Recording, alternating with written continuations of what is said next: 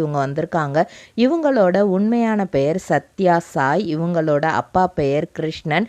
இவங்க சென்னையில் உள்ள சாலி கிராமத்தில் தான் பிறந்திருக்கிறாங்க. ஸோ அப்போவே சாலி கிராமம்னா நிறைய ஷூட்டிங்லாம் அந்த சைடு நடக்கிறதுனால நிறைய பேர் குழந்தை சைல்டு ஆர்டிஸ்ட் இருந்தால் அவங்க படத்தில் அந்த சீரியலில் சின்ன சின்ன ரோலில் நடிக்க வச்சுப்பாங்க. அப்படி தான் 2 வயசுலேயே இவங்களுக்கு அந்த மாதிரியான ஆப்பர்ச்சுனிட்டி எல்லாம் கிடச்சிருக்கு. ஸோ அதில் நடிச்சிருக்காங்க. பெருசாக சினிமா அப்படிங்கிற ஆசைலாம் இவங்களுக்குள்ளே இல்லை.